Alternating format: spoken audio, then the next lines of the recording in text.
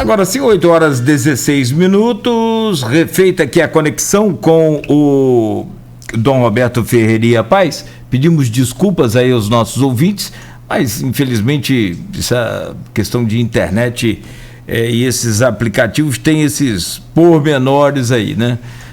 Apesar de a gente, né, cuidar bem aqui da coisa, mas não tem jeito, faz parte. Voltamos com você, Aloysio. A gente estava no finzinho da resposta do bispo, né? Acho que ele já acabou de responder as perguntas aí dos dois professores da UENF, o Roberto Dutra, grande sociólogo de Campos, e o reitor da UENF, professor Raul Palácio. Mas eu queria, esse bloco está pautado em questões locais. E eu usar a expressão do Capi que eu sempre uso, vamos para o nosso canavial. Ele falava muito isso, né? E a questão envolve uma homenagem feita a ele. Antônio Roberto de Góes Cavalcante Capi, diretor teatral, poeta, dramaturgo, carnavalesco, homem renascentista, né? Com uma gama muito variada de talento, de expressão artística, e que marcou essa cidade. Dom Roberto, segunda-feira da semana passada, o prefeito Vladimir, ele anunciou para o Parque Alberto Sampaio que realmente é um fato, está abandonado, não é desse governo, nem é do governo anterior, ele vem abandonado há alguns anos, né? Eu digo sempre que eu morei ali, né, naquele Jardim Jalá, naquele flat, morei ali alguns anos, e eu via de noite como é que aquilo é terra de ninguém, né?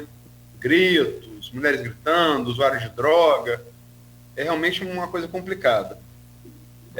Foi inaugurado em 88 pelo próprio Capi, quando aterrou-se aquela parte do canal, né? Numa montagem em mais de 88, tem aqui, o programa original tem aqui até hoje, ó, Arena contra Zumbi, de Gian Francisco Guarnieri e Augusto Boal.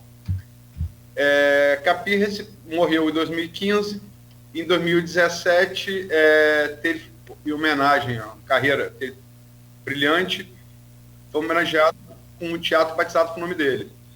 E Vladimir anunciou na segunda-feira da semana passada um projeto para recuperar aquela área numa parceria com a Associação dos Evangélicos de Campos, a AEC, né, para se montar ali uma Praça da Bíblia. Houve uma reação muito grande da classe artística, porque Capi é um nome muito conhecido, muito querido, e batiza a praça. Primeiro o prefeito... eu estou relembrando porque o ouvinte talvez não saiba a história toda. O prefeito, inicialmente, ele propôs que a classe artística colocasse o nome de Capi em outro espaço. Houve uma reação, ele recuou na quarta-feira, no recuo parcial, mantendo a parceria com os evangélicos, com a AEC, né? Mas mantendo também o Teatro de Arena, com o nome de Capi, e o seu uso pelos artistas. Isso foi tema de uma reunião do Concultura, Conselho Municipal de Cultura, que na noite de sexta pediu ao prefeito uma audiência pública para tratar do assunto. Ontem aqui também, entrevistando a historiadora Silva Paz, o presidente da Câmara, Fábio Ribeiro, se manifestou sobre isso. Qual é a sua visão, né, como religioso dessa polêmica? Bom, eu já estava acenando que num Estado laico o espaço público deve ser garantido a todos sem seletividades. E, claro, também nós podemos ser convidados, tranquilo, mas o espaço é público, é para todos. Na verdade, quando privilegiamos um grupo sobre o todo, seja partido político, seja igreja, seja, já não estamos um pouco privatizando o público. E estamos com o perigo, tratando-se de algo religioso, que tem uma cosmovisão, pode ser a católica, pode ser na verdade são cosmovisões cristãs, que são abrangentes. Como é que vai lidar, por exemplo, no meu caso agora, que parece que está uma solução mais aberta, mas sendo a Praça da Bíblia, se os irmãos afro-brasileiros querem fazer um culto lá, qual é o problema? Ou algo, digamos, que manifeste as suas tradições, como é que vão ser acolhidos? Não vão ser acolhidos, é lógico. Mas por quê? Porque, às vezes, tem certos setores evangélicos que são muito hostis aos cultos afro-brasileiros. Mas eu estou dizendo isso porque também os ateus têm direito a se manifestar e a criar cultura e gerar cultura. Então, penso que se vai reconhecer o teatro como espaço dos artistas, me parece isso é inegociável, não é?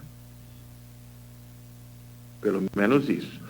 Agora, Praça da Bíblia, sim, a Bíblia é um símbolo religioso que agrupa 80, ou pelo menos mais de 80% dos moradores de campos, é um símbolo que pode ser tranquilo, esse. Mas o fato de ter um símbolo não necessita que exista uma associação que tome conta do parque inteiro, porque o parque é público. Os símbolos são públicos também na medida que são reconhecidos pela cidade, que tem uma sociedade cristã. Agora, a administração, ou seja, eu me lembro de um fato que envolveu o governador Garotinho e o Dom Eugênio.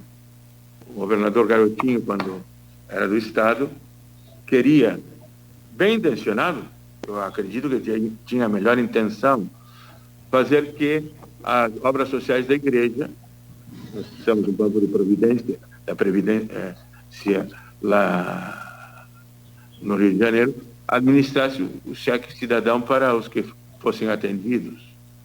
Então, eu disse, não é para... A igreja não faz isso, porque colocar um cheque, algo que é justamente da LOA, da Lei de Assistência Social nas mãos de uma igreja é muito perigoso. Mesmo a católica.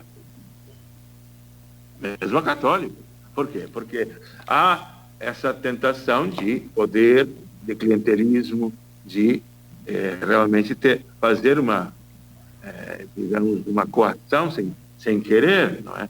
Sabemos, por exemplo, o prefeito Crivella foi denunciado um pouquinho com aquela secretária, agendamento, faz agendamento. Privilegiado? Não. Isso não é compatível com a laicidade de Estado. A legítima laicidade.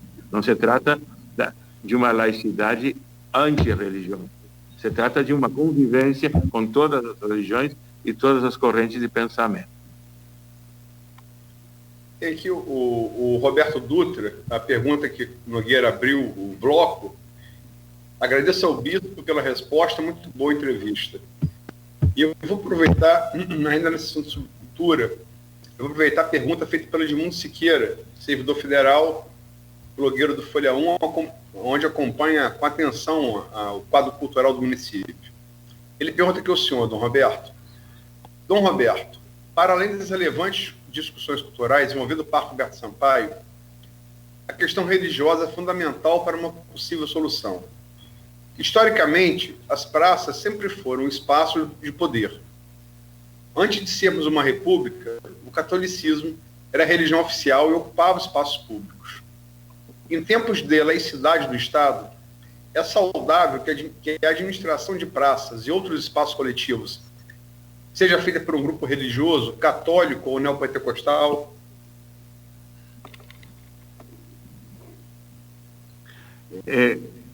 Eu penso que deve ser sempre ecumênico o espaço, é interreligioso, porque assim como nos hospitais públicos, às vezes existem capelas, mas as capelas são ecumênicas. Aqui nós tivemos um problema com a pastoral carcerária, porque uma determinada religião, inclusive já tinha permissão do governador, queria construir uma igreja dentro do presídio, mas só para ela. Isso aí é absurdo, porque leva ao monopólio de uma religião. Não é bom hoje nós aceitamos, estamos convertidos ao pluralismo religioso, e há uma teologia das religiões que, vejam, se existem as religiões é porque Deus as permite e temos que conviver com elas. Então, que um espaço só tenha uma religião, seja administrada por uma religião só, não vejo que isso redunde em liberdade religiosa, ao contrário. Restringe a liberdade religiosa. E restringe a liberdade de pensamento e expressão também, porque haverá sempre um temor. Até que ponto eu posso... não será considerado isso uma ofensa a quem está administrando a praça? Na verdade, a praça é de todos, a praça é pública. Ao dizer público, é um espaço que se constrói por todos os cidadãos, respeitando todas as religiões e todas as crenças. Eu não sei se você conhece literatura brasileira, o maior poeta do nosso romantismo foi Castro Alves. Ele tem um verso que ficou muito famoso, virou lugar comum no Brasil: a praça do povo, como o céu do condor.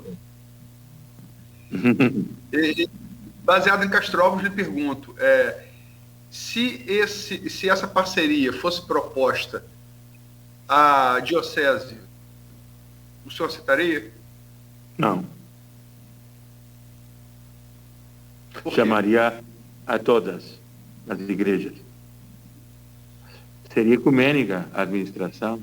Faríamos um conselho de igrejas, um conselho de religiões. Dom Roberto... Pela mesma razão que já disse, ao ser um espaço público, não pode ficar em monopólio de nenhuma igreja, somente. Apesar de que aqui é uma associação evangélica, haveria que ver se até que ponto são todos os evangélicos que estão aí nessa associação, porque há outras associações também, qual foi a escolhida. Então sempre haverá o problema da exclusão, de alguém que não se sinta identificado. Às vezes mesmo, quando alguém fala pela Igreja Católica, bom, está falando por toda a Igreja Católica, tem a representatividade disso, eu não acredito ser salutar esse relacionamento Estado-religião. Acredito que vamos colaborar, sim. Podemos, tanto assim, por exemplo, nós, Igreja Católica, fazemos convênio tivemos agora um convênio nacional com o IFAM, de 3 anos de colaboração técnica, mas para formar para as nossas próprias igrejas, para fazer que as nossas igrejas sejam mantidas para o uso cultural de toda a humanidade. A praça é um bem cultural.